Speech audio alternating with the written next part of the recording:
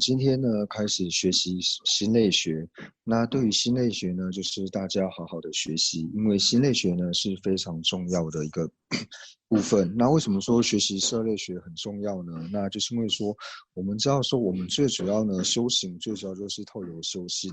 那既然讲到说修的话是修心，那要修的这个心，那如果我们不了解心的相状的话呢，那我们如何去修行呢？所以这边呢，第一个提到说呢，心类学重要的地方。那第二个呢，为什么说心类学是很重要的呢？就是对于说我们所看到这一些外色法，就是眼睛所能看到的这一些属于外色的部分呢，那我们在色类学的时候呢，已经讲解到了很多。那对于说眼睛呢所看不到的这一些，那比如说像是烦恼也好，或是我们讲的三毒也好呢，那它最主要呢都不是透由外在的这些设法而升起，那最主要呢都是因为从我们的内心而产生的。所以如果呢我们不了解这些心理的相状的话呢，我们就没有办法去遮止这一些烦恼以及三毒。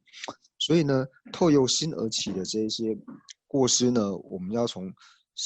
身语意三门里面的意门呢，也是心的部分呢，去净除，才有办法遮止掉这由心而产生的烦恼。所以从以上这两点呢，我们可以知道说，学习心类学呢是非常重要的。那我们要学习心类学的这个论点呢，那这部论点的名字呢，就叫做《觉知之建立要点总集》开心慧眼。那我们知道呢，就是今天呢，我们所要学习的这部论点呢，就叫做觉知之建立要点总集。那这部论呢，它是格西奖杯上篇所著作的。那我们先来了解一下，就是这部论点呢，它的名字的意思。那就提到说呢，就是觉知之建立要点总集呢，那我们用白话一点的方式来说呢，它就是建立心类学的一个要点的总集。那什么叫做要点的总集呢？就是心类学呢，其实我们可以知道说，如果心类学我们要去讲解的话呢，无论是它的字义、它字面上或是词义呢，都是非常的广博。那有些论点呢，就会用非常广博的方式呢去讲述。那有些部分呢，它就是针对一些色类学，还有一些比较重要的部分，像是关于说心跟心所的部分，那分别心与无分别心的部分，或者说像是现前，还有像是现前还有分别的这些差别呢，就是一些比较重要的部分呢去做讲述。那我们这本论点呢，觉知之建立要点总集呢，它就是把我们色类学里面呢最重要我们一定要了解的部分呢，然后特别把它给拿出来收摄起来呢，作为整理，然后来讲述。所以提到呢，它这个是觉知是建立，那也就是说呢，我们对于说我们要建立色类学它的要点呢，然后把它全部都集合在一起。那所以呢，为什么这边呢，就是提到说它叫做要点总集呢？那总集是讲什么意思呢？就像刚刚讲的，就是其实色类学呢，它的重点有很多，像是有一些关于色类学的著作呢，它可能就是专门在阐释分别心，或是阐述心王心所，那乃至于阐释像是根现前，或是提到说，余且限量，或是提到是质正分等等的这些各个不同的一些类别呢，那这一部论点呢，它最主要呢就是把这些最主要的，就像刚刚所讲的这些要点呢，所有最重要的部分呢，它把它全部都收摄起来，然后一起做一个讲解。所以呢，它等于是在帮我们建立一个色类学呢，它的一个最主要要点的一个总集。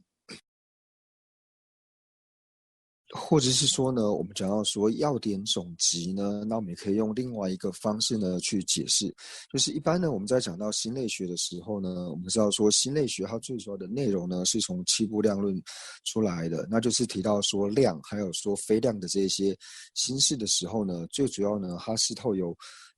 量论里面而出来，就是极量论。那这边我们提到要点总结呢，就可以说它等于是把量论里面的这些关于心类学的重点呢，全部集合在一起的缘故呢，所以叫做要点总集，就是用这种方式去理解也是可以。那开心慧眼的意思呢，就是说透由学习色类学呢，那我们可以就像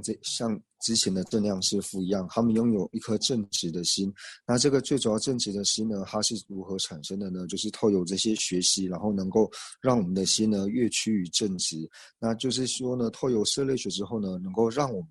的心呢。能够让我们的心呢能够打开，就是在藏文原理呢，它是说开心心眼。那第二个心呢，是我们就是心类学的这个心，那可能又是它两个字重复音重复的关系呢，所以它把心呢改成慧眼，就是说透由学习色类学的心类学的部分呢，我们能够一个开启一种心眼，然后让我们对于说这些各种新的这些相状呢，能够更清楚了知缘故呢，所以它称之为说开心慧眼。所以呢，我们透由了解了这本论点的名称之后呢，我们可以知道说，学习这本论点呢，它可以帮助我们，就是学习到之前关于心类学不清楚的地方呢，我们可以变得清楚。那或者说，对于说心类学的里面呢，有些我们一定要知道的，就是不可不知的这些重点呢，我们也能够完全了知。那就是呢，透由这部论的论点呢，我们可以知道说，学习它的好处。那至于说这个开心慧眼呢，就是像刚刚讲到的，就是你有一个正直的心，然后想要好好学习的这种友情的话呢，那你学习这部论点呢，是能够对你为你带来帮助。但是呢，如果说我们并不是有一个具足就是正直的心，而是我们是处于这种颠倒的心事，或者说呢有一些颠倒的中意呢，就是具备这种就是邪见的友情的话呢，那其实学习这部论点呢，并没有办法对他们带来特别的好处。接下来呢，我们看到就是礼藏文的部分，就是可以翻到第2页。那或者说呢，想要看就是全中文的呢，就可以翻到第56页。那第一个呢，就这边呢讲到说礼藏文的部分。那礼藏文的内容呢，提到说会上妙音智所演示者，顶礼上会名称吉祥后，觉知之见立要点总集，列会彰显明光故弘扬。那在这4句话里面的前2句呢，他就呢就提到了说归敬颂的部分。那后2句呢就提到说他著作这一部论点呢，然后所立下的誓言。第一句呢就提到说会障妙音智所演示者。那这个会障呢讲的呢就是说一切智慧的宝藏，或者说一切智慧的根源呢，那是从哪里出来呢？那这个讲到说一切智慧的根源呢，那最主要讲到的呢，其实是提到说觉哲慧。那在觉哲慧里面呢，最殊胜的呢，就是觉哲空性的智慧。那这觉知空性智慧呢，最主要是从哪边而出生的呢？就提到说是由文殊透由文殊而产生的。因为我们之前呢就有提到说，文殊呢它其实是智慧的本尊，那它本身呢也是诸佛智慧呢所显现出来的一个本尊的相貌。那所以呢，我们想要无论说要证得空性的智慧也好，或者说觉得空性的这些理路智慧呢，全部呢最主要都是要跟文殊呢去做齐请。所以就提到呢会藏，就提到说证得空性的智慧呢，它的根源呢来自于说妙音，也就是妙吉祥。然后这个字呢提的呢就是提到说，就是唯有妙吉祥，或者说唯有妙音呢，就是这些智慧就是唯从就是妙音所产生。那所以呢，从这边呢，我们可以看到说，这边归敬呢，最主要是归敬文书。那我们之前呢有讲到说，就是归敬的时候呢，就是会是像一般的我们在讲说论点呢，会分为说像是经藏、论藏还有律藏。那对于说论藏呢，最主要它的所权呢，就是关于说空性，就是关于智慧分的部分。那我们讲到说这边会藏呢，最主要呢就提到说，就是一切空性的智慧呢，它最主要的根源呢，就是来自于说妙吉祥，也就是来自于说文殊。因为文殊呢，它本身呢就是一切智慧的本尊，或者说证得空性智慧的这个本尊呢，就是以妙吉祥为主。所以只要它的所权呢是关于提到空性的部分，或者说是它是属于论章部分的呢，那最主要归进的对象呢，都是归依于文书。所以这边提到说呢，会上妙音智所演示者。这边呢就提到说智所演示者，那这个演示者呢，其实讲的就是化身，就是呢文书呢一切智慧的本尊呢，文书呢它所化身呢，它所游戏神通的化身呢，化身为谁呢？就提到说呢，化身为就是现比丘相的宗喀巴大师。所以第二句呢就提到说呢，顶礼上会名称吉祥后，那所以呢我们就从第二句呢，可以了解到说，他归敬的对象呢，就是一开始呢是文殊，然后接下来呢就是归敬宗大师。那为什么要归敬宗大师呢？然后归敬宗大师最主要呢就是归敬于宗大师他的功德。那其实我们可以知道说，宗大师所有的功德呢，那同样呢都是透由文殊的身语意呢所化现的，所以就提到说顶礼上会名称。那上会名称呢，就是宗喀巴大师的名讳。那为什么说呢？就是这边呢，就是在顶礼宗喀巴大师的时候呢，我们可以知道说宗喀巴大师的功德呢，那最主要就是从第一句呢，就是说他是妙音智所演示者，那也就是这一句呢，就表示说宗喀巴大师呢，他本身呢是文殊的化身。那说是文殊的化身呢，为什么可以表现出宗喀巴大师的功德呢？那就可以表示说宗喀巴大师他所有的断功德或是正功德，他一切断正的功德呢，都和至尊文殊呢是无二无别的。所以我们可以知道说，宗喀巴大师的功德还有文殊的功德呢，彼此是一样，然后没有任何的差别。所以我们在这边做顶礼上会名称的时候呢，就提到说，我们这边归敬宗喀巴大师，顶礼宗喀巴大师呢，为什么要顶礼宗喀巴大师呢？因为我们可以知道说，他的断功德和正功德呢，都是圆满的，和文殊是无二无别的缘故。就是在第二句的最后面呢，提到说，就是顶礼上会名称吉祥后，就是顶礼宗喀巴大师之后呢，那要做什么呢？那这个后呢，就比方说我在跟宗喀巴大师做顶礼、做祈请之后呢，就表示我要做某件事情，要做一件如法的事情。那这件如法的事情是什么呢？就是要著作本论。所以第三句呢，就把本论的名称呢直接讲出来，就是觉知之建立要点总集，就是说我要著的这本论点呢是觉知之建立要点总集。那建立这部论点的目的是什么呢？那第四句呢就提到说，我建立这部论点的目的呢，就是希望列会显真明光故弘扬，就是说一切呢，就是对于说慧力没有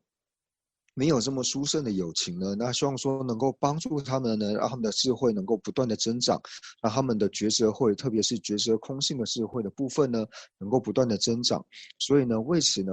我来做这个弘扬。那这个弘扬的意思呢，就是要说著作的意思，就是希望说他们的智慧能够增长的缘故，所以我著作了《觉知之建立要点总集》这本论点。我们可以这样说，第三句呢，它就是直接点出了就是本论的名字，那也就是提到说呢，它归敬最主要的目的是什么呢？就是要著作觉知之建立要点总集这本论点。那所以呢，第三式是显示出本论的名称。那第四句呢，就是显示说，那我照这本论点呢，目的是为了什么呢？就是希望说一切呢，就是慧力没有这么明利的这些友情呢，他的觉知慧，他的觉知空性的智慧呢，能够不断的增长。所以为了这个目的呢，我著作了本论。那也就是这第三句跟第四句的意思。那所以呢，我们要说本论的前两句呢，就提到说归敬颂的部分。那归敬完之后呢，那就是造论的目的，或者说造论的宗旨呢，就是我归敬完之后呢，那我立下一个誓言，就是希望说我能够把这种论点呢，能够好好的著作完毕。那为什么一开始要归敬呢？就是我们归敬文殊跟归敬华大师呢，因为透由归敬这些善知识与本尊上师的缘故呢，能够让我们的福德不断的增长，可以累积我们的资粮。那我们资粮够的时候呢，就提到说，当你福德资粮足够的时候呢，那你的你就可以心想事成。那所以在归尽完上师本尊之后呢，那本论的著作就是格西讲文商篇呢，那他的目的是什么呢？他的心愿是什么呢？他的心愿呢，就是他立下一个誓言呢，就是他造论的这个誓言，就是希望说他造本论呢能够圆满的把这本论点给造完。那圆满造完这本论点的目的是什么呢？就是希望说这些列会的友情啊，他的智慧能够增长的缘故。所以呢，就是提到说，这个礼赞文它的意思。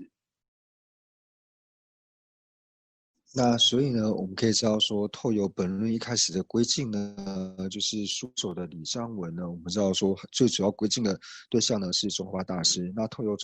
归敬中华大师呢，我们可以知道说，为什么要归敬中华大师呢？因为我们知道中华大师他本身呢就是文殊的化身，所以呢，同样的呢，他是在归敬中华大师跟至尊文殊。那归敬的目的是为什么呢？就是希望说，在造本论呢，就是关于心类学的部分呢，希望说。造了这个论点之后，能够让这些有情呢能够获得饶益，所以为此呢而去对于本尊还有上师呢做祈请。那接下来呢，我们就看到说第57页的部分，那也就是进入正文的部分。那这边呢，就等到说此处心类学之建立呢，分为3部分。那就一开始呢，在提到说，在建立色类学、在建立心类学的时候呢，它是如何作为一个分类呢？那就如同说，我们之前呢，在讲到说静跟有静的时候，那提到说，其实一切的法呢，它全部都收摄到静和有静里面。那我们一般在讲静的时候呢，那其实可以提到说，像是二谛，或者说像是四谛，乃至于说在色类学里面大部分所提到的，像是五蕴、18界等等呢，这些呢都是可以归类在静的部分。那所以呢，这边呢就提到说，关于呢就是提到有境的时候呢，我们会提到说，就是像心的部分，或是这边所讲的像是觉知或是认知。那什么叫做心觉知或是认知呢？就像是说，我们呢常会觉得说，我现在呢觉得很开心，或是呢我觉得很快乐，或是我感到害怕，然后或是呢我现在因为什么事情而生气，或者说呢我现在呢对什么东西呢产生了贪心。或是我对某某人呢产生了悲悯心等等，或者说呢，平常我们会使用一些名词，就想要说像我看到瓶子，或者说我听到声音，或者说呢，我想到某件事情，我想到什么的时候呢，就是我们常常会用很多这些名相，但是这些名相呢，它真正的意思到底是什么呢？那如果说我们没有透过心类学的学习的话呢，我们就没有办法很清楚的了解到说这些新的相状呢，它到底呢是什么一回事。那所以呢，我们在讲到说，像是我害怕、我快乐，或者说我生气等等的时候呢，那这边呢就提到说会产生这种情绪的时候呢，我们可以知道说这些并不是透由设法呢能够去了解的，就是我们不是由外面的设法呢，然后透由设法，然后去了知到快乐或是害怕等等这些，因为设法呢它是没有办法解释这些的，所以这个时候呢，我们要去解释到说像是快乐、害怕或说生气等等的时候呢，那就提到说是属于不是静的那一部分，就是有静的部分。那有静里面呢，就会提到说关于心的这一部分，因为呢，我们没有办法透由设法呢去解释到所谓的快乐或是害怕等等，或者说由我的手。我的脚呢，去讲到说快乐、害怕等等，然后会讲到说像是快乐、害怕、生气等等这些呢，是透由我们的经验，透由我们的经验之后呢，或者说我们最直接的感受呢，可以理解到的东西。那这部分呢，就是在有境属于心的部分。那这些是透由我们经验呢，可以直接感受的。那这个呢，不是不用透由理路呢去理解，但是有一些比较细微、比较细分的心呢，或是比较细的这些意识呢，没有办法透由我们的经验去了解的时候呢，那这个时候也是一样，就要透由理路的部分呢，然后来帮我们去了解这些比较细致的心。那所以呢，我们这边就提到说，就是这边所讲到说，关于心的部分呢，就是像刚刚讲的，它是在静和有静里面呢，它是属于有静的部分。那那什么是有境呢？就是像我们之前所讲的，在讲到说境跟有境的时候呢，我们要说有境呢，它是可以对于境呢能够了解、能够感受，或者说能够趋入于境的这种呢，叫做有境。所以有境呢，它就如同说像是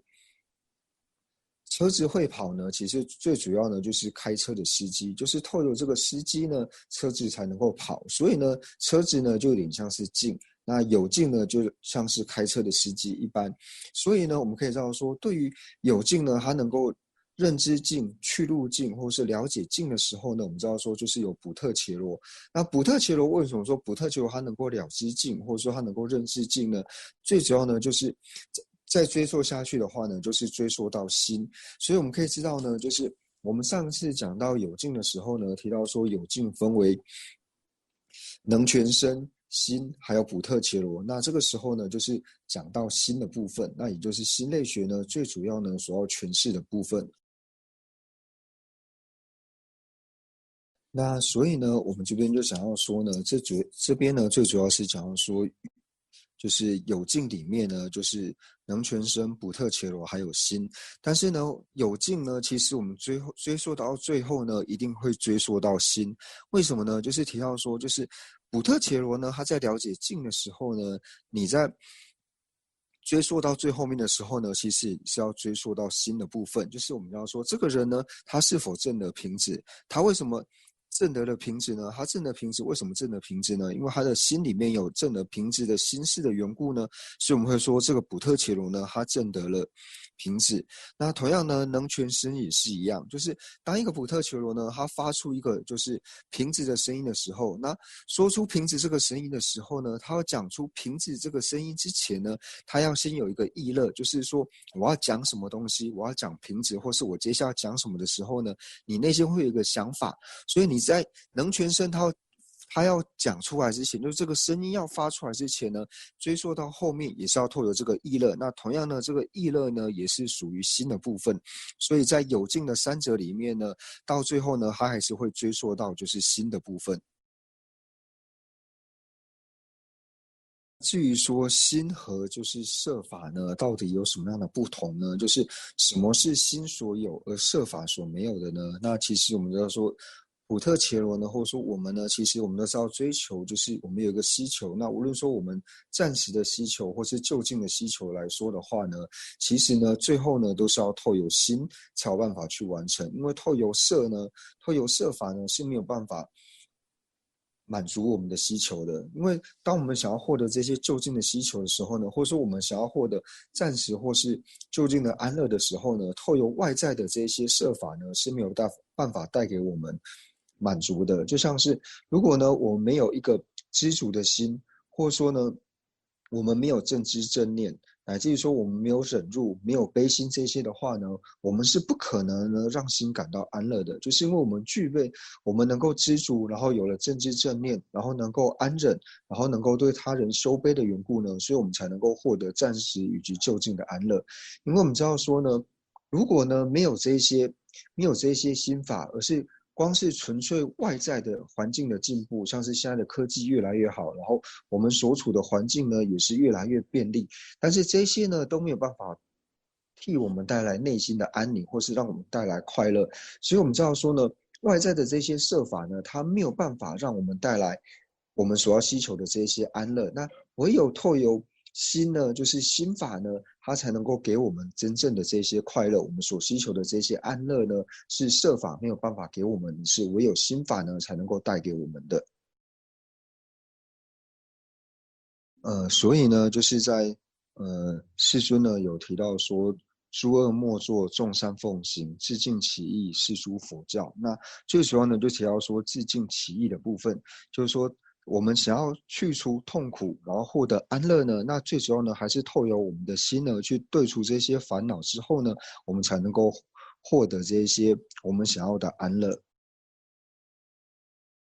所以呢，这边世尊所讲的自净其意呢，其实我们可以知道说，我们从早到晚呢，如果说我们能够收摄自己的心，或者说我们的心呢能够调伏的时候呢，那我们自然而然呢就会感到安乐。如果说一整天呢心都没有办法调伏的话呢，那我们呢就会处于一种很慌乱，或者说呢心定不下来，然后恐惧的这种心态里面。所以是否能够获得安乐呢，都在于说我们的心。所以师君才会提到说自尽其意。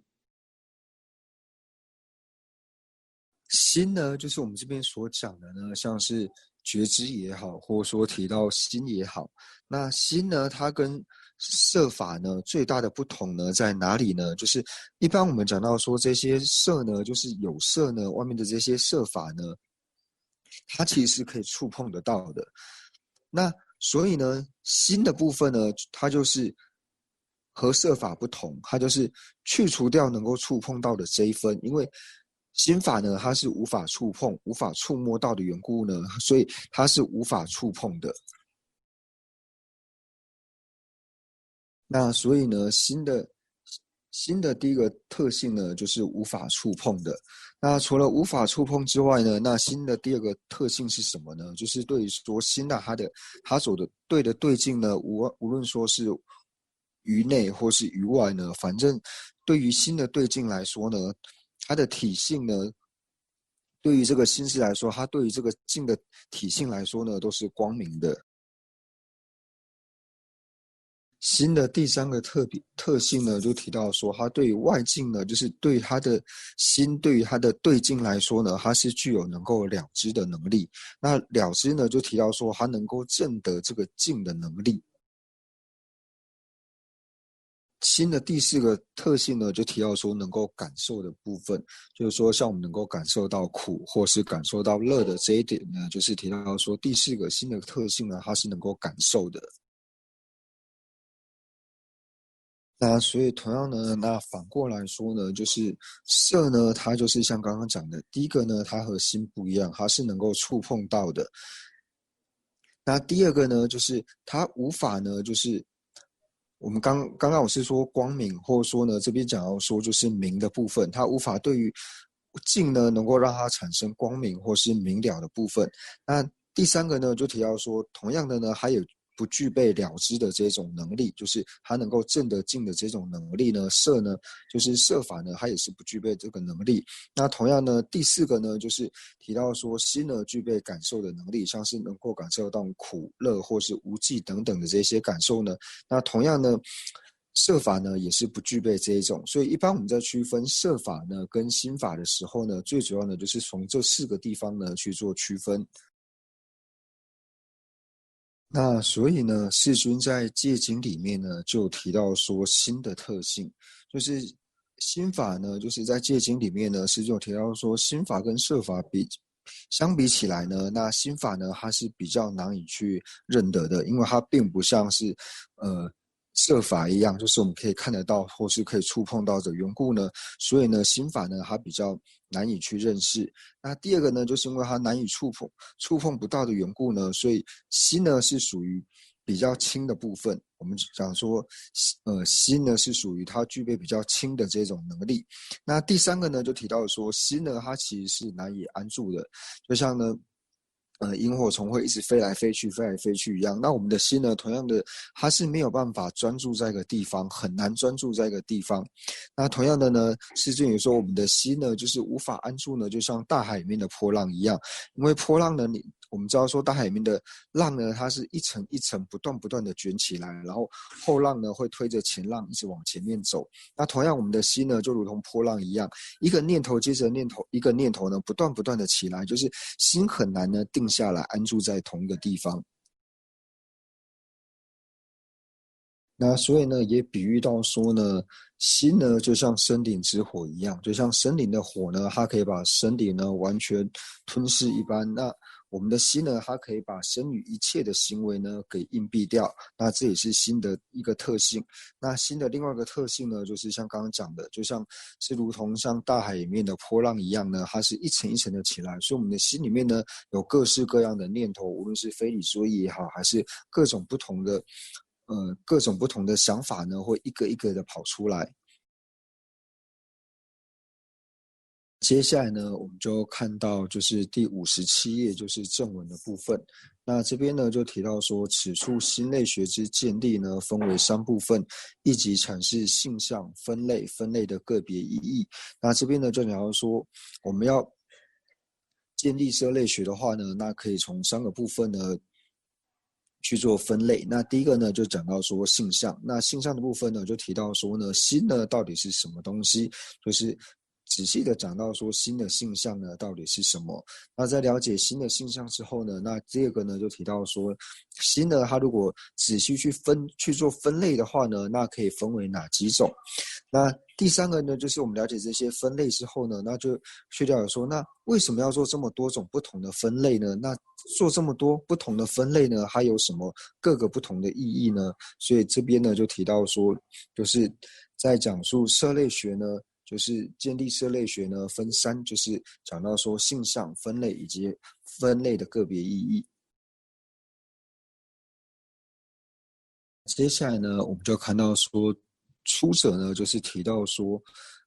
心的性向。那这边心呢，其实它主要呢就是提到说是觉知的部分。那就讲到说呢，觉知它的性向是什么呢？就提到说是了知，了知呢是觉知的性向。那这边讲到说了知呢是觉知的性向呢，最主要呢是透由作用来说，就是我们讲说什么叫做了知呢？了知的意思是什么？了知就是说提到说，它对于它能够显现镜，或者说它能够证得镜的这个作用呢，叫做了知。那所以呢，透有这个了知呢，是觉知的性向呢。光透有这一点呢，我们就可以知道说，在讲到了知的时候呢，它可以去除掉就是有境里面就是能全身的部分。因为我们看到说能全身呢，它并不具备和心一样能够显现境，或者说它能够证得境的这种作用。所以光了知的这个作用来说的时候呢，它就可以剔除掉就是能全身，因为能全身呢，它并不具备这样的能力。那同样的呢，我们在讲到说普特伽罗呢，它虽然能够显现境，或者说它也能够证得境，但是呢，普特伽罗它在显现或是证得境的时候呢，它呢最主要我们说这个普特伽罗证得境或是显现境的时候呢，你追溯到最后呢，其实也是追溯它的源头，就是要透由心，因为它有证得这个外境的心，或者说它有显现这个外境的这个心的缘故呢，所以说普特伽罗能够显现。所以透由这个了知呢，我们可以知道说，它其实去除掉了就是能全身以及普特伽罗的部分。那我们在讲到说了知呢是觉知的性向，那刚刚就提到说这个了知呢是提到说觉知呢也就是心呢它的作用，所以在这个性向里面呢，它是直接显示出了说第一个呢就是心呢它的作用，那间接呢显示出了什么呢？就是间接呢显示出了心呢它能够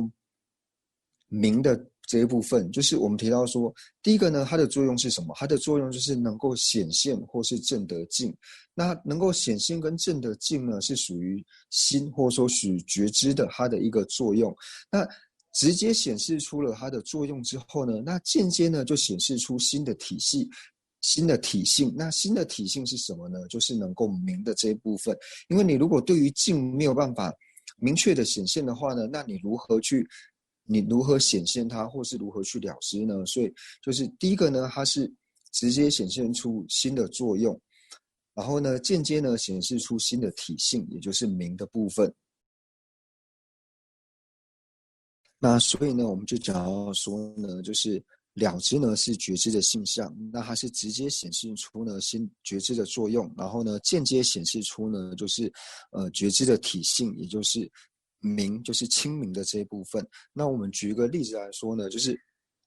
当有一个人呢说他可以看到很远的某个东西的时候呢，那我们就听到这句话就表示什么东西呢？就是可以知道说他可以看到这么远的东西的时候呢，就表示说他的眼睛很好。就是当这么远的东西呢，如果在他眼睛显现的时候呢，第一个就表示说，第一个它的作用就是它能够看到这么远的东西，然后第二个就表示说他的眼睛呢其实是很好，他眼睛很明亮，所以他可以看到很远的这个东西。所以同样的呢，我们在讲到了知是觉知性相的时候呢，就是直接显示出了就是觉知它的作用，然后间接显示出了就是觉知的体性，也就是明的这一部分，清明的这一部分。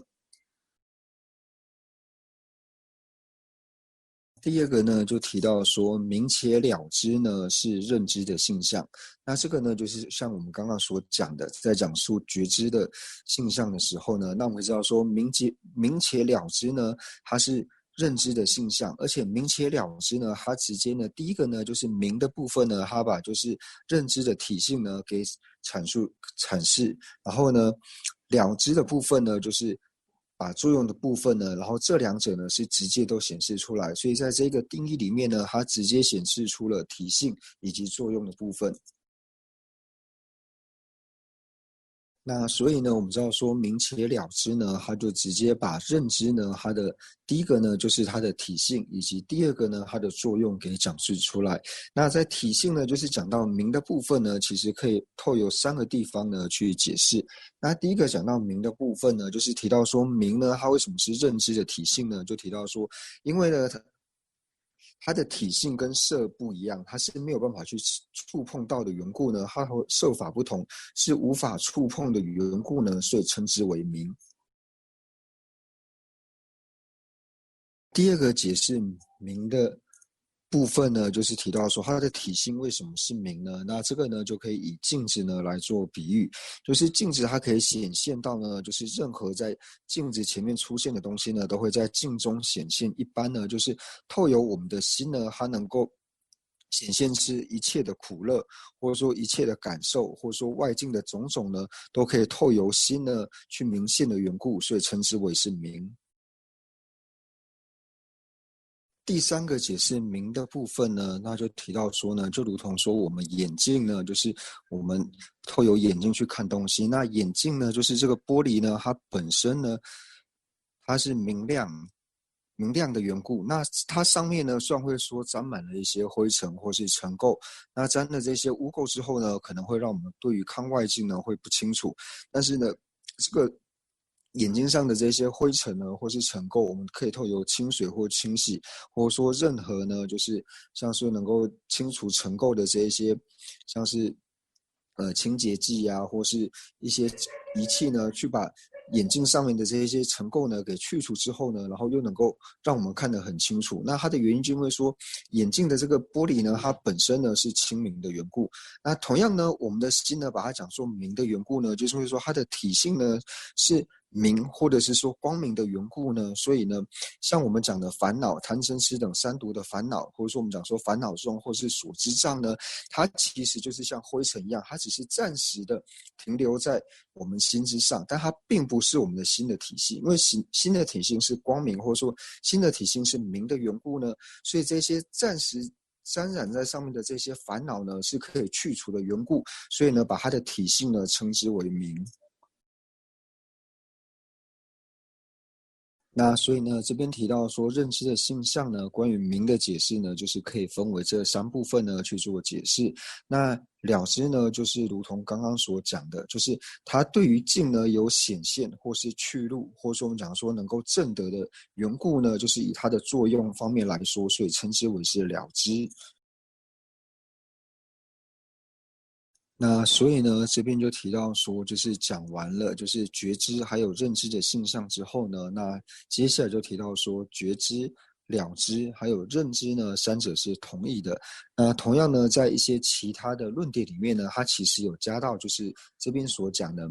就是明的部分，就是提到说明、觉知、了知、认知这四者呢，都是同义的。